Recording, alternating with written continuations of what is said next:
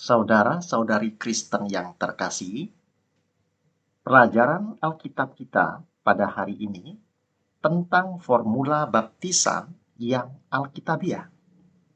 Kita akan melihat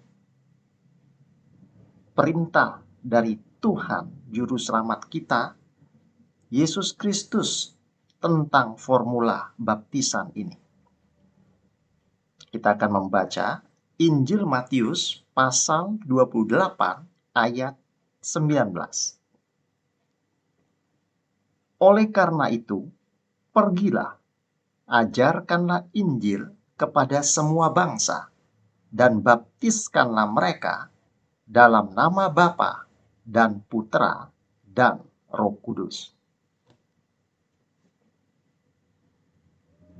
Di sini sangat jelas Tuhan Yesus Kristus mengatakan dan memerintahkan kepada para rasul untuk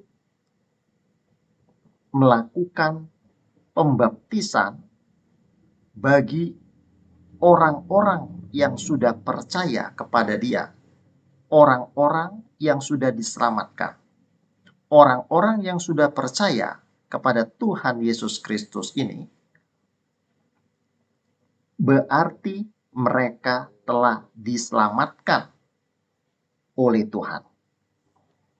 Karena mereka telah selamat, itulah sebabnya untuk menunjukkan kepada dunia bahwa mereka telah percaya dan telah diselamatkan oleh Tuhan Yesus Kristus, maka mereka perlu untuk dibaptis. Jadi, baptisan tidak menyelamatkan. Yang menyelamatkan tentu saja iman, kepercayaan orang-orang kepada Yesus Kristus sebagai Tuhan dan Juru Selamat yang telah mati menanggung hukuman dosanya di kayu salib. Itulah sebabnya, saudara,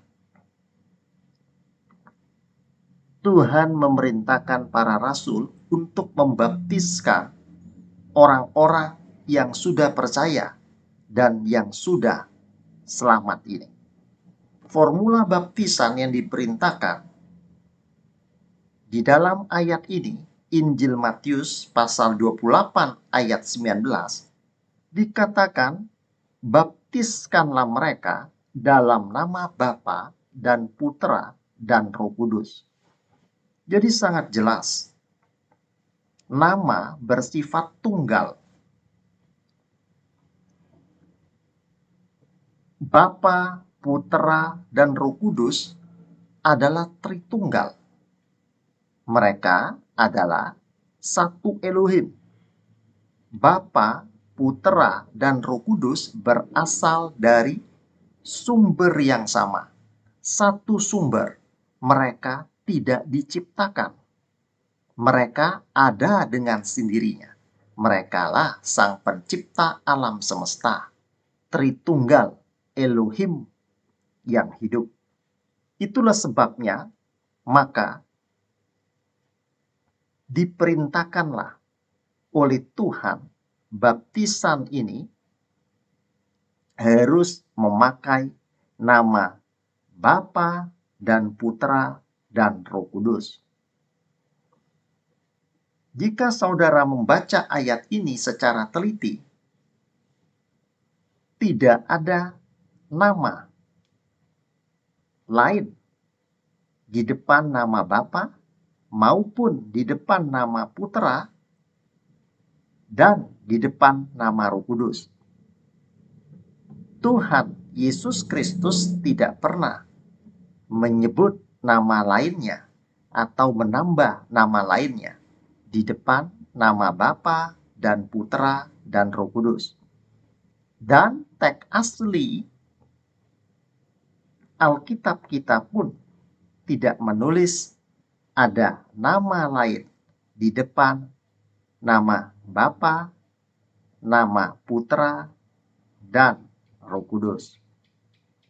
Itulah sebabnya jika kita mau dibaptis sesuai dengan ajaran yang diajarkan oleh Tuhan Yesus Kristus, kita harus mengikuti formula baptisan ini. Jadi saudaraku, mungkin muncul satu pertanyaan. Bagaimanakah dengan Kisah Para Rasul pasal 2 ayat 38? Di dalam Kisah Para Rasul pasal 2 ayat 38 dikatakan baptisan hanya di dalam nama Tuhan Yesus Kristus saja, atau hanya memakai satu nama. Tidak ada nama Bapa dan Roh. Mari kita membaca ayatnya. Kisah Para Rasul pasal 2 ayat 38. Lalu Petrus berkata kepada mereka, "Berubahlah pikiran, dan biarlah setiap orang di antara kamu dibaptis dalam nama Yesus Kristus karena pengampunan dosa-dosa, dan kamu akan menerima pemberian Roh Kudus." Sebenarnya konteks ayat ini, Rasul Petrus sedang berkhotbah kepada orang-orang Yahudi. Jadi yang ditekankan oleh Petrus tentu saja nama Mesias, nama Kristus yang ditekankan, yaitu yang dikenal oleh orang Yahudi, Yesua, sebagai Hamasya atau Mesias. Jadi Petrus menekankan nama Putra.